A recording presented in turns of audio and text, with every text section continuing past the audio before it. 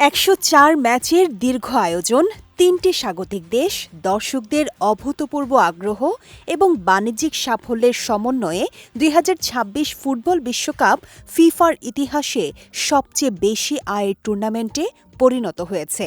সংস্থাটির হিসেবে এবারের বিশ্বকাপ থেকে মোট রাজস্ব দাঁড়িয়েছে প্রায় $১,৫২০ কোটি।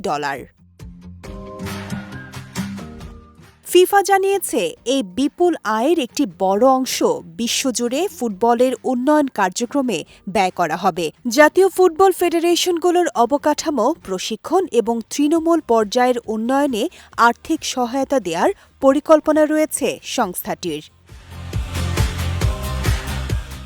এদিকে রাজস্বের দিক থেকে ২০২৬ বিশ্বকাপ নতুন এক মাইলফলক গড়েছে। ২০২২ সালে কাতার বিশ্বকাপ থেকে ফিফার আয় ছিল প্রায় $৭৬০ কোটি। এর আগে ২০১৮ সালের রাশিয়া বিশ্বকাপ থেকে আসে প্রায় $৫৫০ কোটি। ২০১৪ সালের ব্রাজিল বিশ্বকাপে $৪৭০ কোটি এবং ২০১০ সালের দক্ষিণ আফ্রিকা বিশ্বকাপে আয় হয়েছিল প্রায় $৩৩০ কোটি। বিশ্লেষকদের মতে কয়েকটি কারণ এবারের রাজস্বকে নতুন উচ্চতায় নিয়ে গেছে। প্রথমত, দল সংখ্যা বাড়ানোর ফলে ম্যাচও বেড়ে হয়েছে ১০৪টি, যা বিশ্বকাপ ইতিহাসে সর্বোচ্চ। দ্বিতীয়ত, বিশ্বের অন্যতম বৃহৎ বাণিজ্যিক বাজার যুক্তরাষ্ট্রে অধিকাংশ ম্যাচ আয়োজন হওয়ায় স্পন্সর, বিজ্ঞাপন এবং বিপণন থেকে আয় উল্লেখযোগ্যভাবে বৃদ্ধি পেয়েছে। এছাড়া টেলিভিশন সম্প্রচার স্বত্ব বিক্রি, কর্পোরেট অংশীদারিত্ব এবং স্পন্সরশিপ চুক্তি থেকেও এসেছে বিপুল অর্থ। উচ্চ মূল্যের টিকিটও রাজস্ব বৃদ্ধিতে বড় ভূমিকা রেখেছে।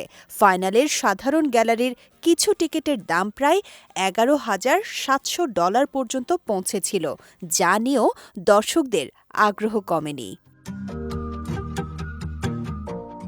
অর্থনৈতিকভাবে বিশ্বকাপ সফল হলেও পুরো টুর্নামেন্ট বিতর্কমুক্ত ছিল না।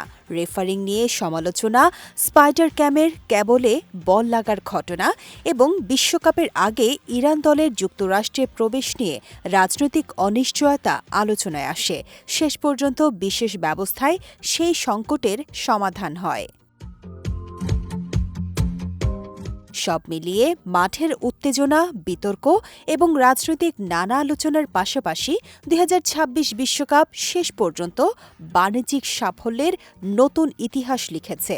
রাজস্বের বিচারে এটি এখন ফিফার সবচেয়ে লাভজনক বিশ্বকাপ। শেখ তাসফিয়া করিম, বিজয় টিভি নিউজ ডেস্ক।